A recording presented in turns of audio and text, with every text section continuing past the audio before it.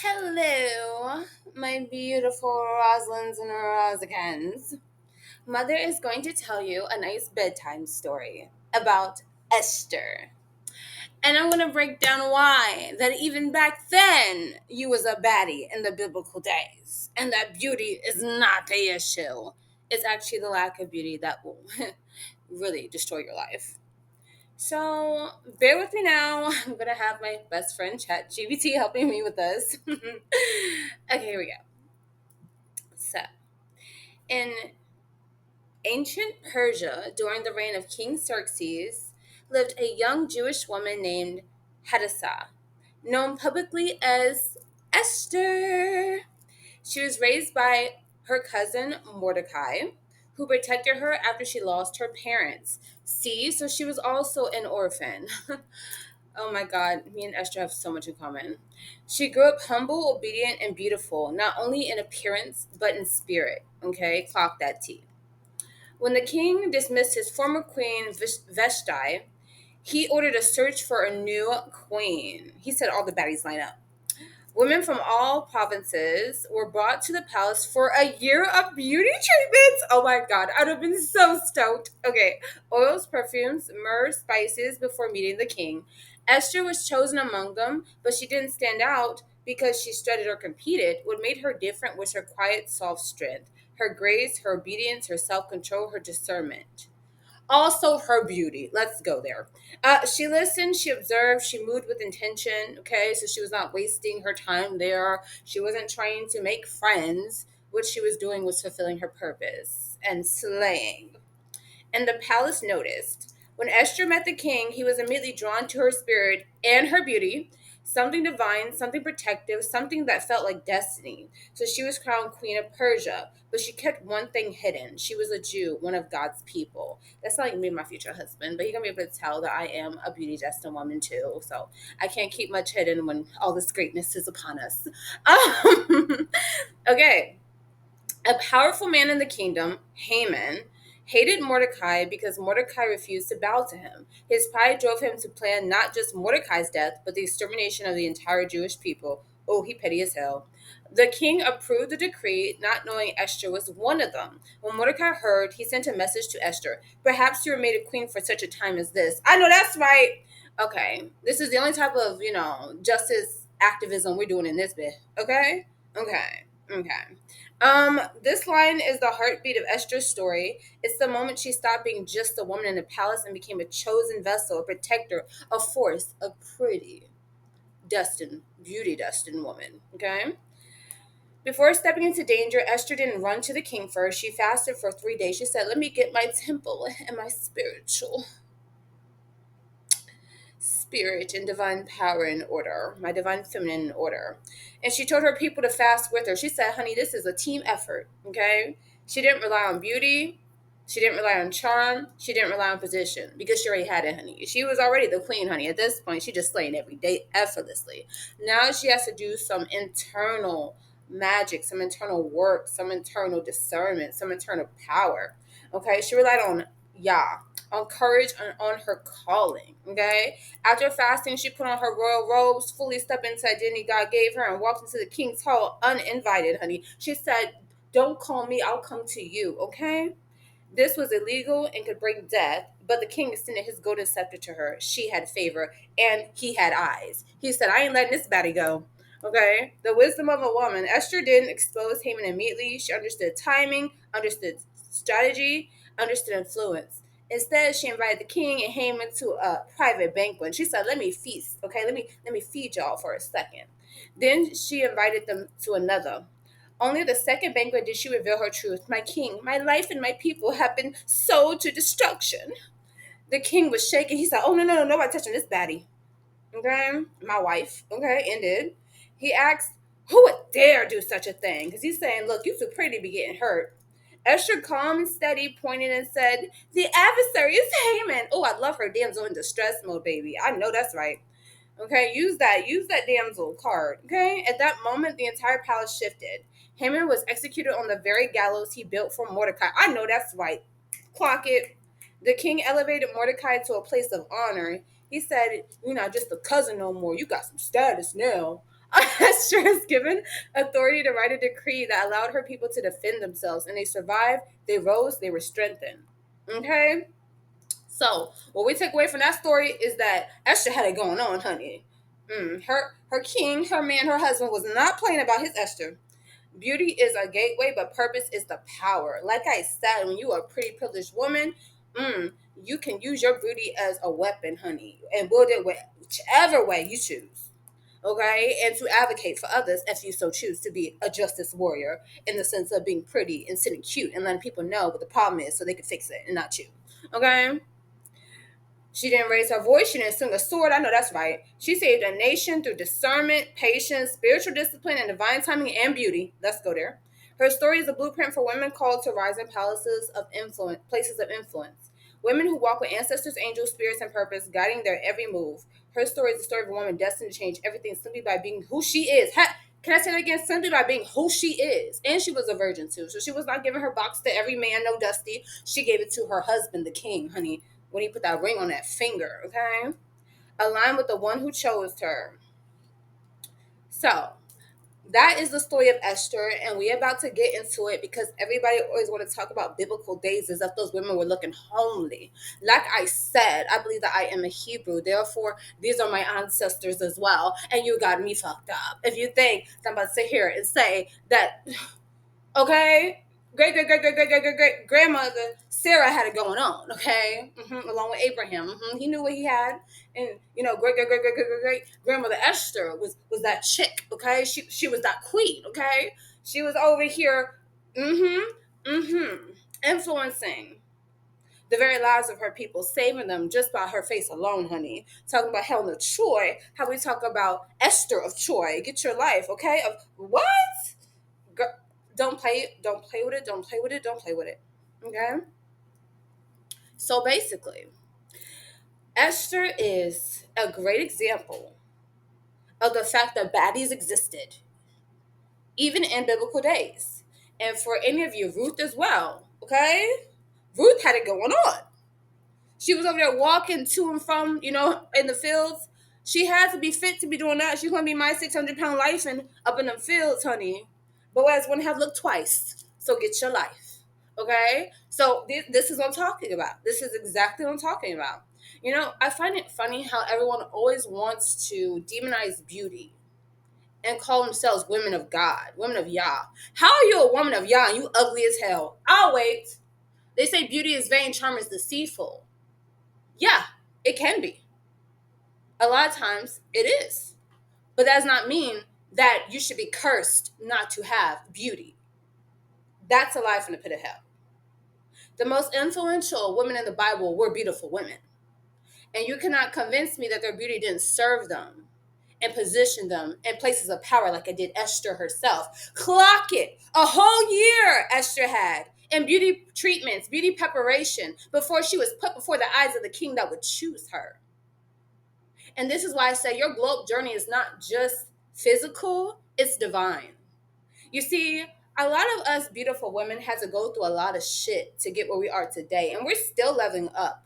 But it's to prepare us for a time such as this, as Mordecai told Esther. Perhaps you were preparing for a time such as this where you will advocate on something greater than you for your people, to a king, to a wealthy man, to a man of influence, to a man of power, or put you in position to be that queen of power, reigning on your throne by yourself. You see, I hate when people are so quote unquote deep that they miss that beauty and divinity do in fact go hand in hand. And yes, God gives favor to women through their beauty, and no one can convince me otherwise. Okay? The flowers are beautiful, they get picked. The sun is gorgeous, it gets captured. A picture is taken of the sunset, the sunrise, because nature itself is beautiful. But yes, there are also ugly things in nature because there's a duality. We get that. We know that everything is not always going to be sunshine and rainbows.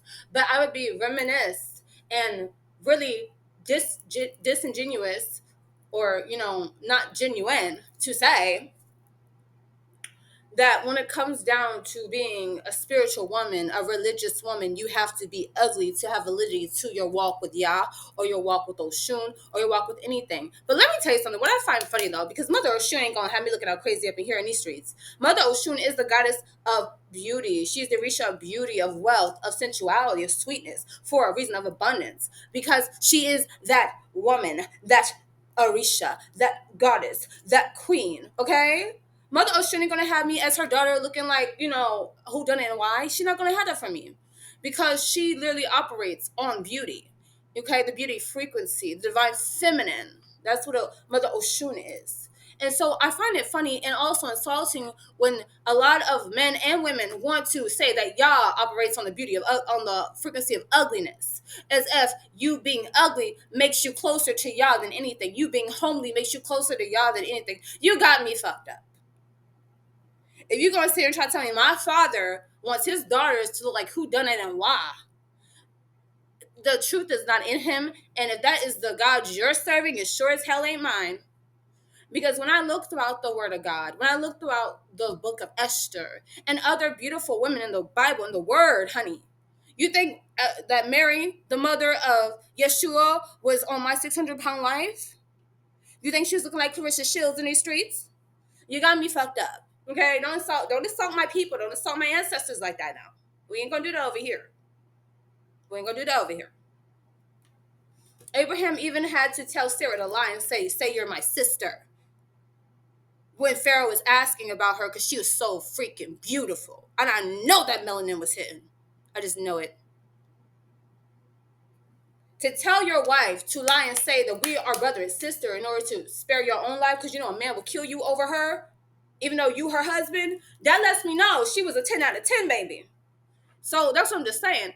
I don't have time for you homely, brainwashed, red-pilled women, or whatever type of women, even liberal women. I don't have time for any of this shit, any of the politics, any of the social brainwashing to say that a woman has to let herself go in order to shine and be praised as like a Proverbs 31 woman. No, you can be a baddie and be divine and be a Proverbs 31 woman, be an Esther, be whatever you want to be, in life, and still have favor of Yah, of Oshun, or whomever you serve in your life, and be blessed and be elevated. You don't have to sacrifice your beauty to gain more divinity and divine feminine power. If I were to tell you, in the Matrix, here's the red, here's the blue pill. If I were to give you these pills and say choose one, and then you chose the red, and your eyes were open to the fact that beauty is in fact part of your elevation, and it's not to hinder you, it's not to be deceptive towards you, but it's to elevate you as a woman on your divine feminine journey, whichever way you find that, whether it's through the word of Yah or through African spirituality or through hoodoo or through whatever other, cultural beliefs, practices, magic, whatever, religions, Islam, whatever you want to practice and serve. If I were to tell you that that is one of your key ways in order to elevate yourself, to get the destiny you really want in life that was destined for you, that you had to go through this, as Esther did, a year of beauty treatments, a year of, separating yourself from everybody, focusing on your glow, focusing on enhancing your beauty naturally in whatever other methods you want to choose. If I told you that was the way, would you believe me? Because I believe it is the way. It is the way. And that is not to say that you have to meet anybody else's beauty standard. I'm saying meet your own. Unlock the baddie that you were always meant to be. Do not be out here looking like who done it and why and say you rep the kingdom of God. Don't do it. Okay? Because I'm fighting words. Because you got me so offended. You got me fucked up. You cannot tell me like you just got dragged down the street. Look like you done gave up on yourself for years and counting. Look like you on your 13th reason why, and you telling me you're a woman of God. The devil is a lie. The truth ain't in it. Someone done brainwashed you, baby. Someone done tricked you out of your position on Yah. Someone done did something bad to you. Someone got you bound. Okay? Because you cannot tell me you come in here with a bonnet, looking ghetto, looking like, oh, poverty, impoverished, baby. Bad built, hygiene neglected, Always got something slick to say, nasty attitude. Haven't seen a nail salon, haven't seen, a facial, haven't worked on your inner health, haven't taken your vitamins, haven't gone to the gym, haven't meal prepped in years, but you are so close to y'all. You are so close to divine feminine. You are, the second coming of Mary. Okay? Yeah, yeah, you miss me. Because even Esther, the virgin that became queen, the virgin that became queen and was able to influence her king to spare her people, said, I need to do a year. We all had to do a year, as Esther would say, of enhancing our beauty before we even brought before that king. And for those of you looking to be in a divine marriage, find your divine masculine, or be and embody the divine feminine, you're going to have to go through this too. And I'm going to tell you, a lot of us pretty women, we understand that this is part of the process. Some of us have resented it in the past. I know I did. I resented the fact that, I can't skip over the self-care, the dedication to my beauty to get where I want to go. You see, it has to happen along with it, or it happens before everything else happens, because you have to consecrate yourself. Because before people will take you serious, they see you. They feel that energy. They get your mindset. They understand how you view yourself by how you look. You know how a lot of exoticals say that your body is the outfit? And a lot of people that are on their weight loss journey realize your body is the outfit. You are the representation of everything that you believe in.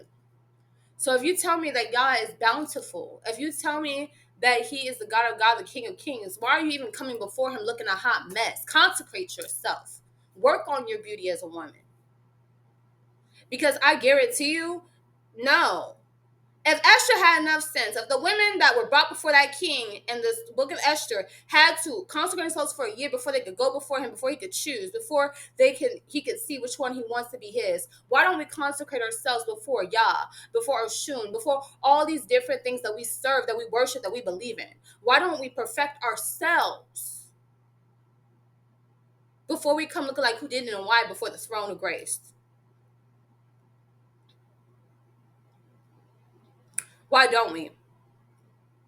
And then you're telling me that religious men, or anyone that, men that try to keep you humble in that way, say, oh, they want a woman like that, that don't take care of herself to that extent, that's low maintenance, etc. The devil is a liar. They want a placeholder. They want a servant as a wife. And that's why I don't want to be that type of housewife. Fuck that. I am, working on my series for you all that focuses on the different types of housewives, because women think it's a pleasure, think it's a privilege to be a housewife. But the question is, what type of housewife you becoming? Because it's giving Molly the maid. And that's not to say there's nothing wrong with serving your husband, your spouse, whatever, and he serve you in different ways, or he provide, protect, you take care of the house. Coolio. Cool beans. Seems like an even exchange to me. He paid the bills. He protect the family. Cool. But there's more that you're sacrificing as a woman that you don't realize. And any man that's serious about having a wife is going to make sure he gives her servants, as one would say. Women and men or whomever that can help her to take care of the responsibilities he gives her.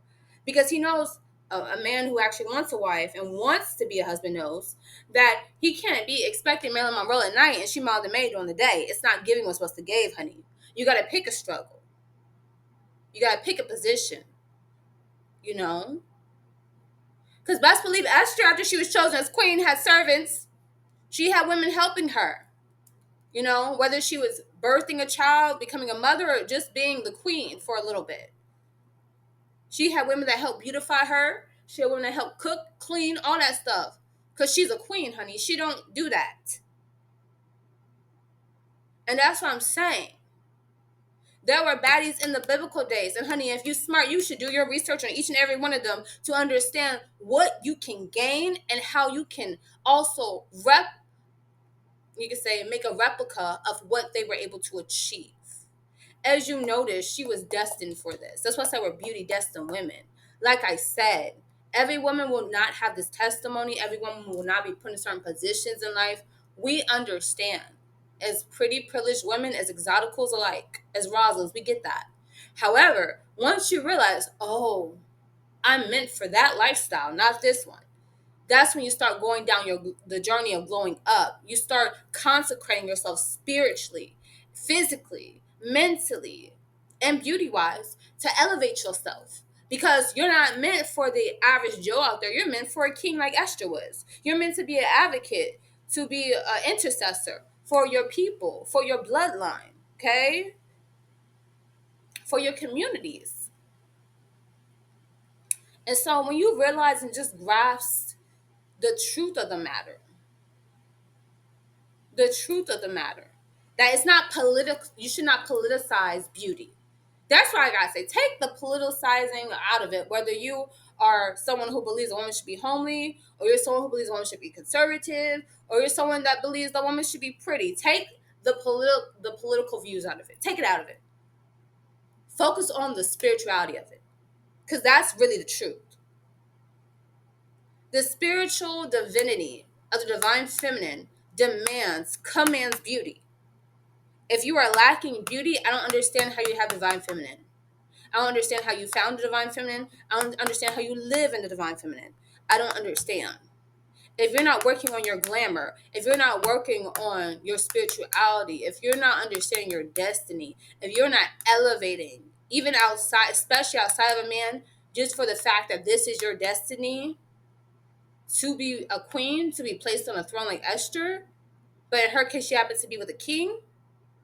Like, I don't understand. Do it for your divine journey. Do it for your spirituality. Do it for yourself, for your purpose. Don't make everything political, especially your beauty journey. Don't do it, baby. Don't do it. It's not worth it. Because beliefs can change, but purpose is always going to stay the same. It's always going to stay the same. And her purpose was to be an intercessor for her people through her divine feminine, through being chosen by a king because she was beautiful and destined. And that's what we're on this channel. We're on the frequency, on the journey, on the destiny of things of something that is replicatable, like that of Esther's, like that of Ruth's. You know what I'm saying? We're on that journey. We're on that journey. You know, because to be a pretty privileged woman, to understand that the Bible is not biased in the sense of beauty never fades, in the sense of what was beautiful then is still beautiful now. And if you have beauty, it's because it's part of your destiny. To understand that's the favor of y'all over your life. To understand you were chosen. Especially when you have beauty, understand, let me tell you something. You are a chosen woman. And that is not to say that people that might be average or unattractive women aren't chosen, because they're, what Yah has for any of us is for any of us. People get chosen that people least expect. I remember, in the word, Yeshua came here for the least of them. So it's not about who's better. It's just about who's destined for a certain purpose. And that's what I'm getting at. If you're a pretty privileged woman, if you're a Rosalind and you relate to what I'm saying, you feel this in your spirit, understand this because you're called for this. Like, even me, it took me a while to even understand, why did I go through this? Why am I going through certain things even right now? It's because I'm learning how to be consecrated. I mean, when I read, she had a whole year of beauty preparation. It's like something clicked, baby. Like, in all the examples, we say this. We have moments in our lives where we literally take a year off of dating. We take a year off of this. We focus on ourselves. We're leveling up. Like, my channel was literally made for the level up. For my Rosalind that are transitioning from where they are in life to where they're destined to be, right? Because I'm on the same journey as you. We in this together. So my thing is just like the fact that I'm able to see, oh my God, Esther. I've always, ever since I was a little girl, I love the story of Esther. I love that stuff. I love One Night with the King, the movie. Oh, I love it. I love it. I love it. And I've always fangirled over Esther, honey. Esther. Oh, she a baddie. She's such a baddie. And to learn that she had to consecrate herself for a year to be beautified even more than what she was. Honey was getting the facials, getting the waxing, getting the nails done, making that skin flawless over time. She was getting the oil, scenting herself, getting the hair grown out. Like she was getting herself together, honey. Because it was damn near basically a pageant. But you see, she was always going to win because that was her destiny. And she was blessed by Yah with the favor of beauty. So it was basically rigged in her favor. Let's go there. So that's what I'm saying. Like when it's your destiny, baby, you're always going to get there. But you see, you had to be prepared in order to be clocked at the right moments for a time such as this, as Mordecai told Esther, right? That way, the person that's destined to help elevate you sees you because you're on that same frequency. That's why I say what we're on, Rosalind, is a whole different stratosphere than what people can see with natural eyes. And you know what's crazy? I was talking with some of my coworkers, and they had said that, I remind them of Scarlet Witch from the Marvel franchise because I'm so delusional. And I was like, you're so right. Because for me, my delusion always gets me what the hell I want. You see, it's delusion because you can't see it, but I can envision it because it's in my spirit. I resonate with that. And then I act on it. Next thing you know, things start working out in my life to push me there because the whole time I'm thinking I'm dreaming up a dream when I was just remembering my destiny. Come on now. Somebody say something. And so I am delusional. I'm so delusional that everything that I've ever wanted, I end up getting. There's some things I'm still waiting on. But let me tell you something. It's been confirmed spiritually by other spiritual seers as well. So that's what I'm just saying. It's just so funny how the pretty girl, we're so delusional, my Rosalynds. We're crazy. But everything we've ever prayed for, everything we've ever our heart desired, we get. Okay? It might not come when we think it should come, but it's always on time. Can I get an amen? So that's what I'm just saying. Like for me, I just look over my life and I'm thinking, wow. My delusion is really my manifesting. It's really my law of assumption. It's really me speaking things into existence. It's really me scripting. It's really me bringing forth things from the spiritual realm into the natural realm because that's the gift God gave me. And I realize there's a really big pattern with other pretty women, other exoticals. They also go through the same thing where they're persecuted for remembering who they are. But then eventually the world ends up seeing that you were not crazy because they start to see you not in the spiritual realm, but in the physical realm that was manifested from the spiritual realm as the woman that you was meant to be, as the Queen Esther you always were destined to be. You see, when we first meet Esther, all people see is a young virgin. But what y'all saw and what he predestined her to be was the virgin queen. The queen, the virgin that became a queen and that interceded on behalf of her people because of her beauty and because of her favor and her destiny. So that's what I'm just saying. It's very funny how they said I was like Scarlet Witch, and they were very much accurate. But what I remember too from Scarlet Witch is that she was able to create a whole entire different universe with just her and Vision because she couldn't let him go, but she was able to manifest a world where it was just the two of them and some kids. You know what I'm saying? So my thing is that, and as much of a cope that was for her to understand where she was currently and what she had lost currently within her relationship, within her present, and it was hard for her to move on and to accept it, she was still able to create a world in which she always wanted.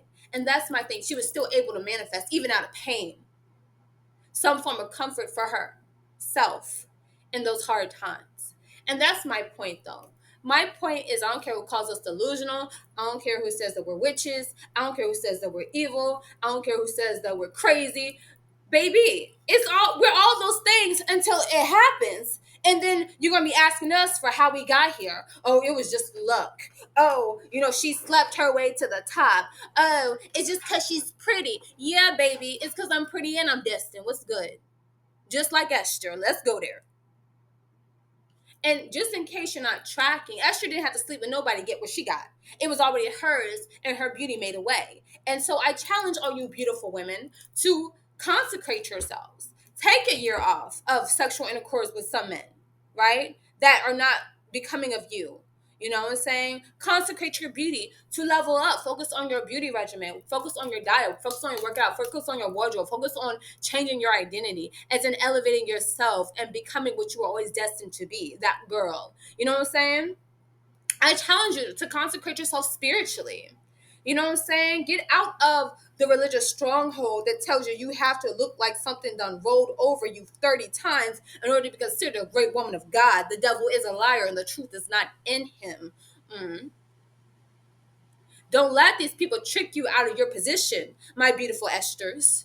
Understand that your body is not for sale and your beauty is yours and you are favored amongst on high.